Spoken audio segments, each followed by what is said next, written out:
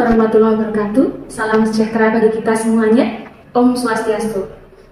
Perkenalkan, saya Francisca Emma Damayanti dari Prodi S1 Keperawatan Stikes Banyuwangi. Pada kesempatan hari ini akan mendeskripsikan tentang mata kuliah yang saya ampu, yaitu Keperawatan Kesehatan Jiwa dan Psikososial, di mana pada kurikulum yang lalu disebut dengan Keperawatan Jiwa 1. Keperawatan Kesehatan Jiwa dan Psikososial diberikan pada mahasiswa pada semester 4 dengan bobot 3 SKS.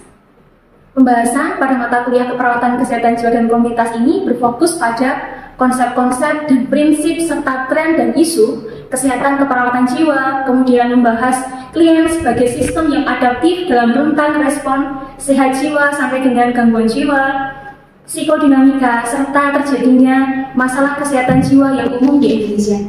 Selain itu, membahas juga terkait dengan upaya keperawatan dalam pencegahan di tingkat primer, sekunder, dan tersier, serta juga dalam hubungan terapeutik dengan individu dan juga kepada keluarga.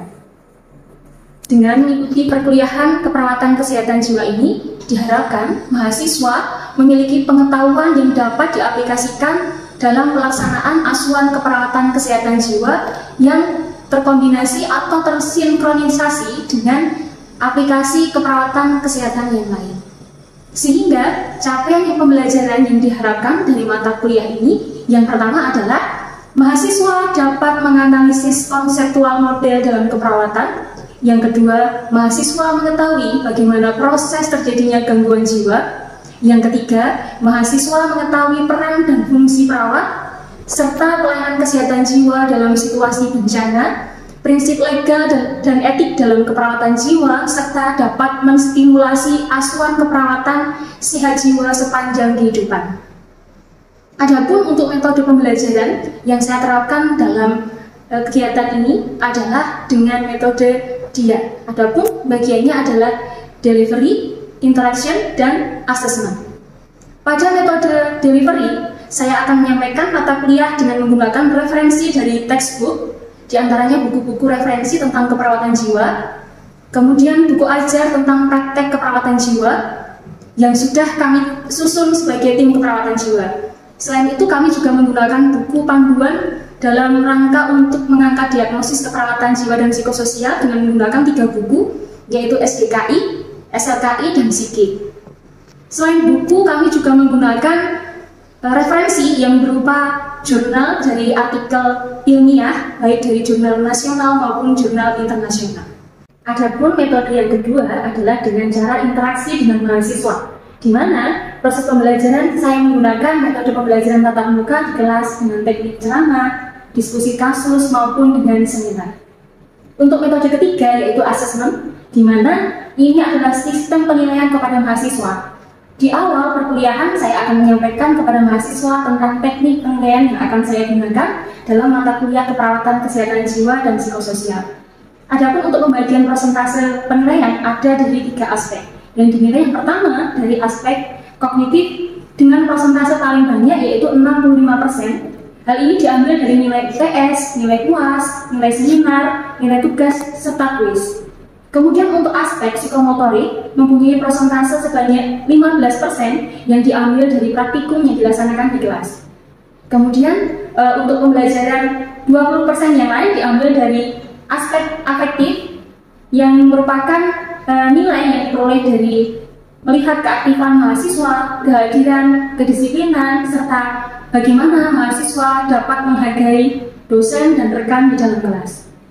Selanjutnya, mari kita saksikan cuplikan pembelajaran saya di kelas bersama dengan mahasiswa. Selamat pagi, Assalamualaikum warahmatullahi wabarakatuh. Waalaikumsalam warahmatullahi wabarakatuh.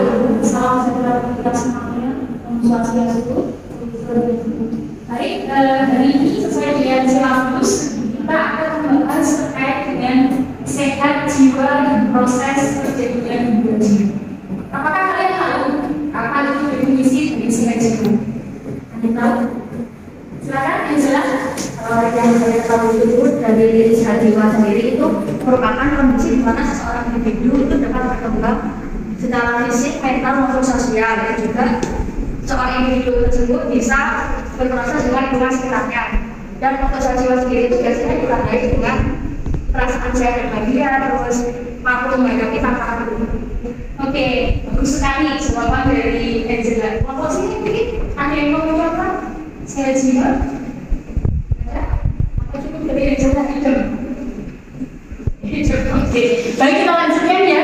Terkait dengan konsep sehat jiwa, proses terjadinya gangguan jiwa. Kita mulai dari beberapa konteks. Yang pertama adalah definisi sehat jiwa sendiri, kemudian kriteria dari sehat jiwa yang tadi sudah disebutkan oleh Mbak Angela dengan bagus sekali ya. Kemudian tentang sehat dan sakit, dan kemudian yang terakhir adalah proses terjadinya gangguan jiwa. Saya berharap kalian bisa melihat pendengaran yang baik karena ini penting untuk kehidupan iya. Baik, kita mulai dengan definisi sehat jiwa dari undang-undang ini ya. Menurut undang-undang kesehatan tahun 2014 dapat diartikan, mungkin bisa digarisbawahi ya, kondisi di mana seseorang individu dapat berkembang secara fisik, artinya tidak ada permasalahan dari sisi kesehatan fisik, kemudian dari sisi mental, secara mental atau secara psikis ya, kemudian secara spiritual hubungannya seseorang dengan sang pencipta itu baik, begitu erat. Kemudian juga kaitannya dengan sosial, dengan teman, dengan lingkungan, keluarga, sehingga individu tersebut menyadari kemampuannya sendiri. Dia sadar dengan kemampuan aku itu bisa apa, aku itu tidak bisa apa, seperti itu. Kemudian dari situ individu tersebut dapat mengatasi tekanan. Tekanan itu diartikan sebagai apa, teman-teman? Kalau stres ya, sih luar biasa. Stres ya, dari situ dapat bekerja secara produktif, artinya menghasilkan. Misalkan kalian adalah mahasiswa, berarti produktivitasnya tidak harus selalu menghasilkan uang, tetapi dengan apa? Tugasnya selesai tepat waktu, IP-nya bagus, termasuk dari situ ya. Kemudian mampu memberikan kontribusi untuk komunitasnya. Misalkan di sini ada yang tergabung dalam ikatan Hima misalkan. Di situ sebagai apa? Mampu menjalankan tugasnya dengan baik dalam komunitasnya. Terus termasuk bagian dari kemudian yang berikutnya, menurut SWOT 2013 ya, di sini dikatakan keadaan sejahtera berkaitan dengan bahagia, kegembiraan, puas ya, puas dengan yang dia miliki, kemudian puas dengan yang dia capai, kemudian ada optimisme, ada harapan. Jangan sampai seorang itu kehilangan optimisme atau harapannya, bisa berbahaya sekali. Kemudian lanjut, ini menurut Profesor Budi Anaikayat yang masih terkait dengan kesehatan jiwa itu apa? Definisinya adalah suatu kondisi mental sejahtera tadi ya. Dari di sini kita tambahin harmonis dan positif. Jadi harmonis ini dalam arti tidak suka permasalahan gitu ya, tetangganya aman, dengan teman-temannya di sini senang gitu istilahnya ya, dengan siapapun dia nyaman. Kemudian tadi mampu menghadapi stres kehidupan dengan wajar, mampu bekerja dengan produktif, hampir sama ya, dan kondisinya dapat berperan serta dalam lingkungan hidup tadi yang berkontribusi, kemudian menerima dengan baik apa yang ada pada dirinya. Jadi saya tahu kekurangan saya, diterima dan kemudian berbanding dengan yang lain ya, dan dia merasa nyaman dengan orang lain siapapun itu. Nah ini kalau di secara sikap ya, kriteria sehat jiwa ini bisa digambarkan menjadi berapa singkatnya. Yang pertama adalah sikap positif terhadap diri kita sendiri. Tahu kelebihan, tahu kekurangan. Nah, kekurangannya nggak apa-apa, memang saya kurang dalam kali itu diterima. Kalau misalnya bisa diubah menjadi hal yang bersifat kelebihan kita, bisa saja akan lebih baik gitu ya. Kemudian tahu kelebihan kita juga. Kemudian di situ ada tumbuh kembang dan aktualisasi diri. Artinya seseorang tidak stagnan pada satu fase kehidupannya. Dia ada perubahan untuk menjadi maju. Mau mengikuti kegiatan pelatihan, mau dibina seperti itu ya. Jadi ada perkembangan sampai mencapai aktualisasi diri. Kemudian ada integrasi atau keseimbangan misalnya. Ada otonomi ini adalah seseorang yang bebas dari tekanan atau istilahnya ini apa ya, semacam dia terpengaruh atau ikut orang lain. Jadi apa keputusannya itu mengikuti keputusan orang lain, tidak otonom sesuai dengan kemauan dia sendiri. Kemudian persepsi realita sesuai dengan realita yang ada di lingkungannya. Bukan kemudian apa yang sama sekarang kalian ini tidak sesuai realita baru sesuai realita yang Karena aku tidak belajar, selalu tumbuh dan berkembang.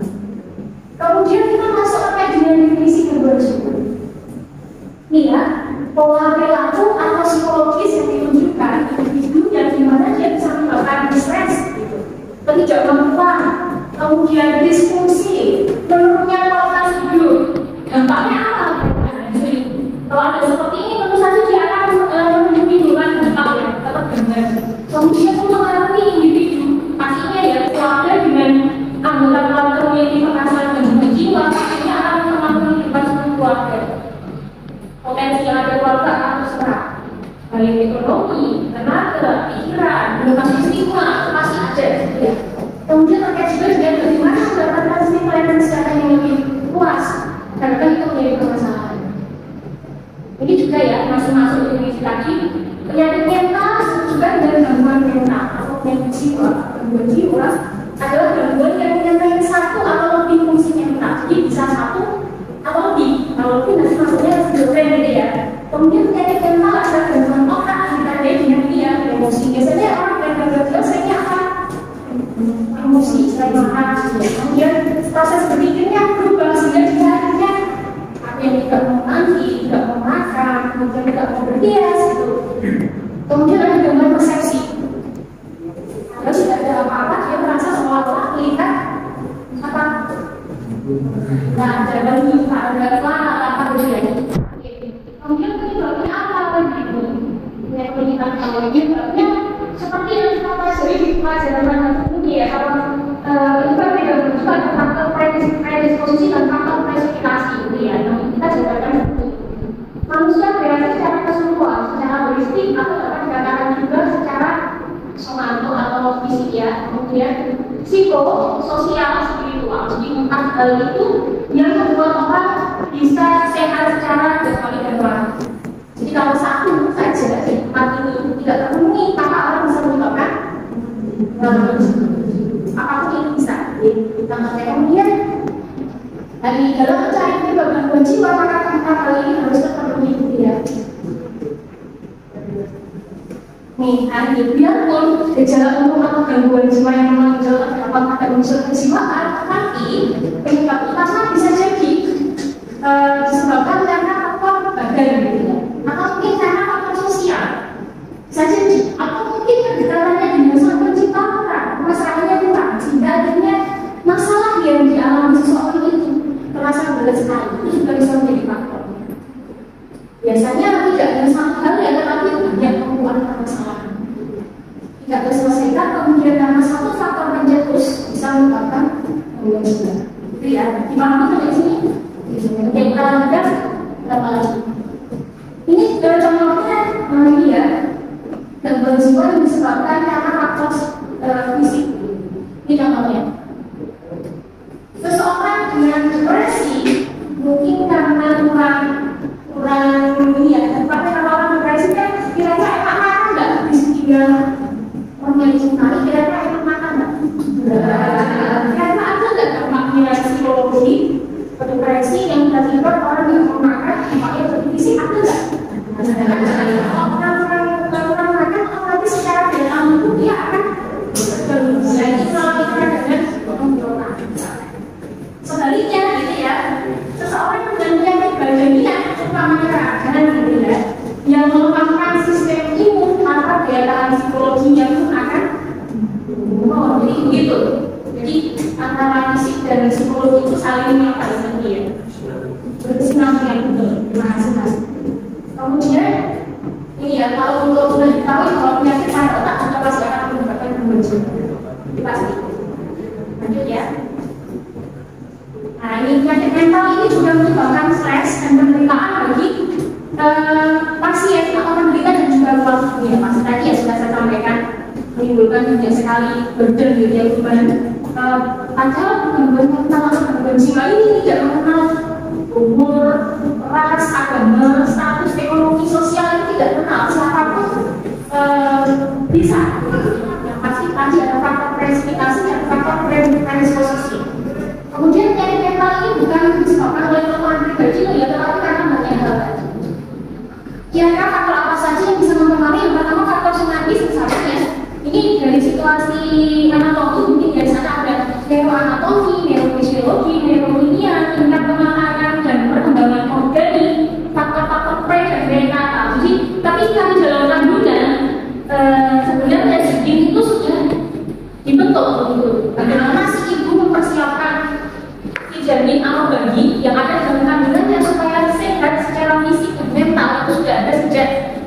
kandungan gitu.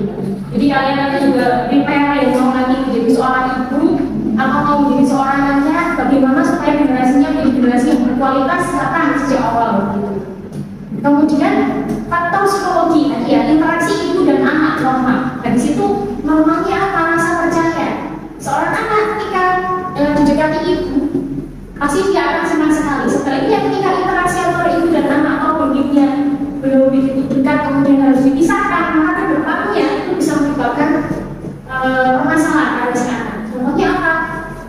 Anak dan orang tua itu harusnya pada usia yang sudah cukup untuk bisa dipisahkan. Jadi kalau dipaksa terlalu dini anak berpisah dari orang tuanya, maka bisa menyebabkan permasalahan kedepannya.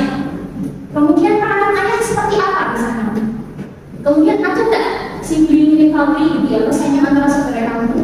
Kemudian intelijensi atau kepintaran gitu ya. Kemudian bagaimana dengan dalam keluarga, pekerjaan, permainan di masyarakat, kemudian ada nggak keinginannya, kemudian kecemasan, depresi, rasa malu, kemudian konsep diri seperti apa? Apakah konsep dirinya sudah berkembang dengan baik atau seperti apa? Nah, kemudian faktor sosial ya. Nah, kestabilan keluarga, misalkan ketika di dalam keluarga seseorang itu ada permasalahan, kira-kira mengganggu nggak emosi dari si mahasiswa atau anak? Misalkan kalian, kalau di rumah kalian ada permasalahan, kalian kalau ke kampus kira-kira motivasi atau minatnya berkurang nggak ya? Kemudian bagaimana merasa anak, kemudian bagaimana tingkat ekonomi, kemudian perumahan, perkotaan dan pedesaan juga dia berbeda-beda. Kemudian masalah kelompok minoritas, pengaruh rasial dan keagamaan nilai-nilai.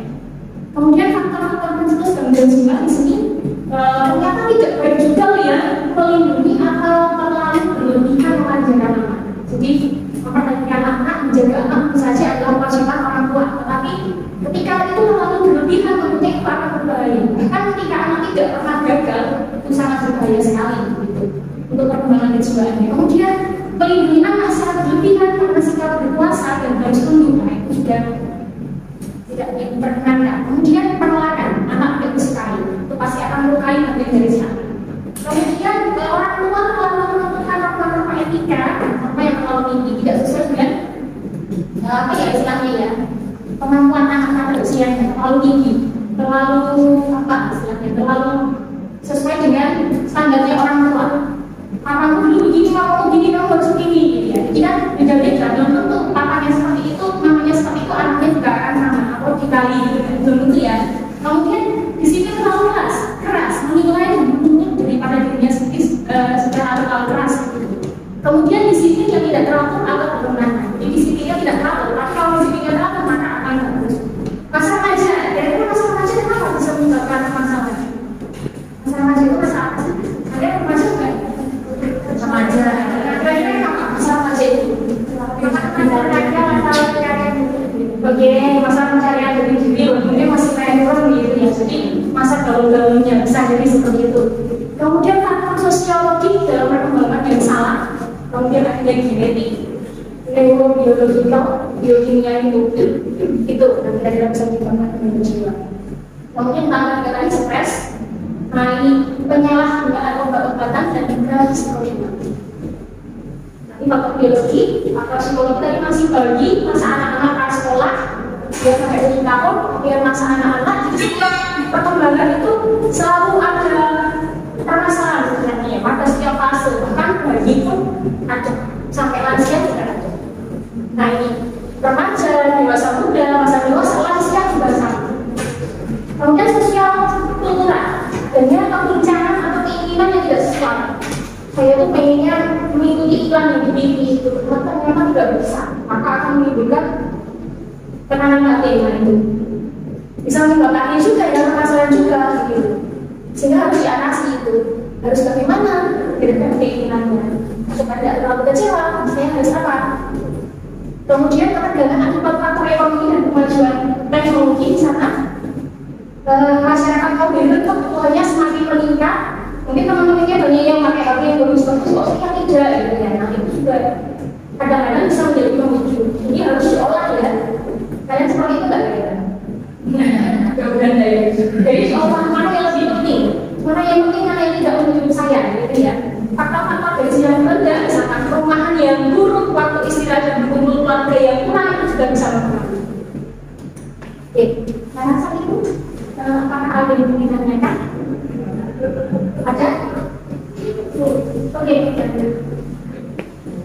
Apabila ada seseorang dalam keseharian itu sering melakukan drama gitu ya, mereka ajaran dan lain-lain. Nah, dia itu terobsesi sama suatu adegan tersebut sehingga dia itu sampai melakukan di kehidupan sehari-harinya. Itu akan termasuk atau ada hubungannya dengan kesehatan psikis? Pertanyaan yang bagus, Pak. Jadi mulai ada timbulan dari pertanyaan yang bagus dari ada timbulan dari teman-teman yang lain, adakah yang mau bisa membantu saya menjawab pertanyaan dari timbulan dari? Ada yang terbiasa menyaksikan drama Korea yang bagus. Nah, itu terbawa dalam kehidupan sehari-hari. Kira-kira gimana? Apakah itu termasuk dalam salah satu bagian dari faktor yang bisa mengalami permasalahan psikologi atau gangguan jiwa? Gimana, Bang? Masuk ya? Masuk ya. Tadi dari 6 item salah satu permasalahan gangguan jiwa, salah satunya apa? Persepsinya realita. Jadi dia realita yang ada dalam kehidupan sehari-harinya. Kalau ternyata apa yang dia lakukan itu tidak ada, berarti bisa berbahaya. Jadi harus apa? Kembalikan lagi ke realitanya. Bahwa itu tidak benar, apa yang dilakukan? Maksudnya kalau misalkan contoh ada yang dari sisi film itu tentu saja baik ya, maksudnya tentang keteraturan, tentang kebersihan, tentang apa. Kalau Korea kan cantik ganteng gitu ya, boleh. Tapi kalau terkait dengan sesuatu yang mungkin tidak bisa diubah atau sebenarnya tidak nyata mungkin menyatakan saja itu keliru. Itu yang penting ya, mudah-mudahan terjawab.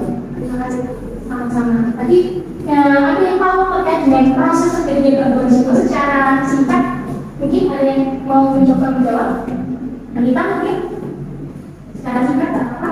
Secara singkat, proses gangguan jiwa itu disebabkan oleh beberapa faktor yang seperti pertanyaan yang berulang tadi. Nah, itu merupakan salah satu faktor penyebabnya, sehingga apabila seseorang tidak sadar dengan apa yang dilakukan itu tidak nyata dari jawab pertanyaan tadi, maka akan mengalami gangguan jiwa.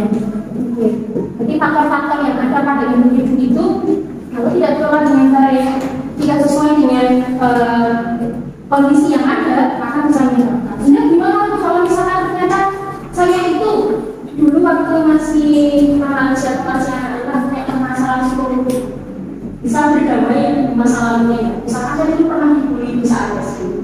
Saya harus bagaimana itu mempengaruhi saya harus berdamai dengan masalahnya. Berdamai bisa dengan cara ya, bisa dengan terapi, dan juga harus minta maaf, bisa berdamai dengan masalahnya sehingga hidupannya yang akan datang tidak akan terdampak. Saya rasa seperti itu yang bisa saya sampaikan untuk materi hari ini. Dan ada pertanyaan lagi? Aman ya? Kurang lebihnya saya mohon maaf, saya akhiri.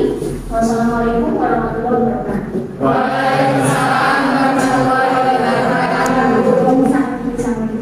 Terima kasih. Yang tadi cuplikan metode pembelajaran saya di kelas bersama dengan mahasiswa. Saya berharap apa yang sudah kami diskusikan dan sudah kami lakukan dapat bermanfaat bagi semuanya. Sekian, terima kasih. Wassalamualaikum warahmatullahi wabarakatuh. Om Santi Santi Om.